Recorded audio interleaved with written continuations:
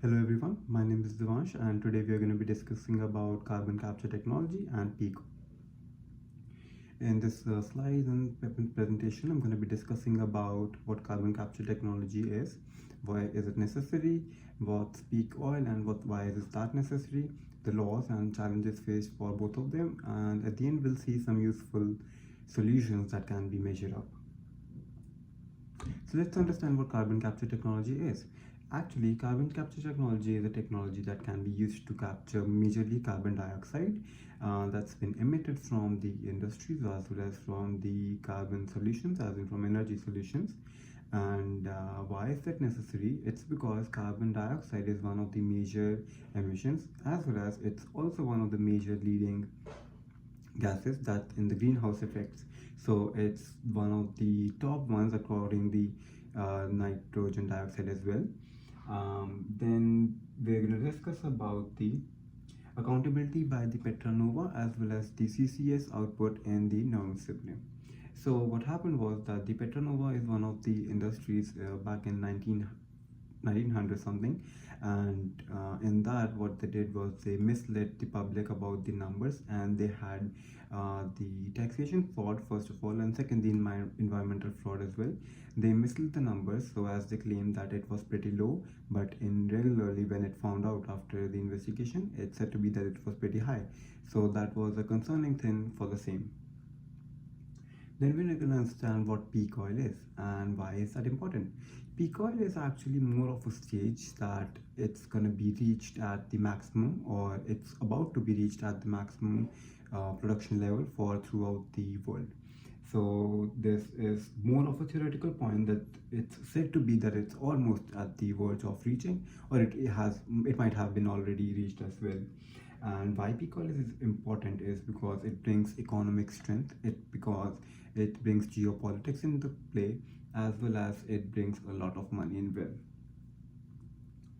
It's a Hubert's production as well as the actual oil production in the United States. As you can see that the graph says that between 2024 to 2026, which is in the middle of it, it says that it's going to be at the maximum. So we can say that right now in the time we are, it's almost at the maximum, or it's almost about to be maximum for the production level, and this is just for the United States. It can be more for the others as well.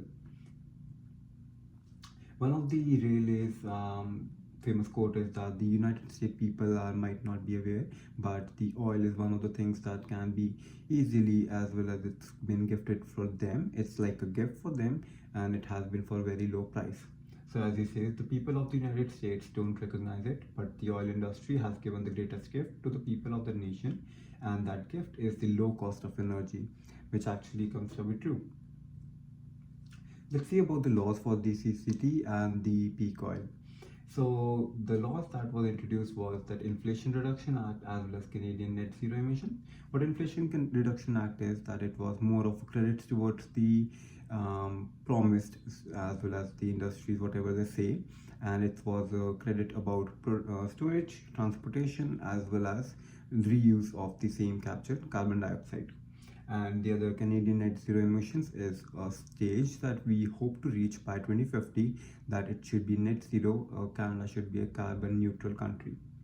And the North Sea transition deal as well as the Paris Agreement. Paris Agreement has also been covered by one of my classmates for the PPT. The North Sea was that it was a transition from oil to the other sources, be it renewable, be it non-renewable, but majorly oil covers through non-renewable ones. And the Paris Agreement, according to that, was the limit of the global temperature, and it was a summit. Let's talk about the challenges faced for the CCT and peak oil. First would be the high cost and the storage infrastructure. So high cost, of course, it's not easy to capture the carbon dioxide, and be it any gas, it's pretty hard to do that. First, it requires a lot of technology, it requires a lot of infrastructure, as well at the end of the day, it requires a lot of money as well, which is not always the case that every country has that.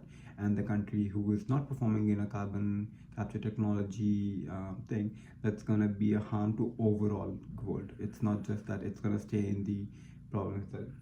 And let's talk about the, as I discussed, storage and infrastructure, that all locations and storages are not fit for the same as well, even though they think there are standards and there are measures for the same.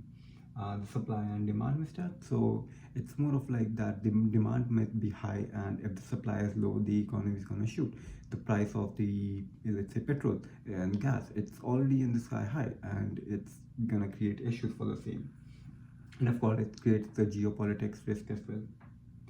103 million and 100 million barrels are used per day according to the OPEC report. Let's see what the possible solution can be. First, of course, the financial incentives that can be provided for the same.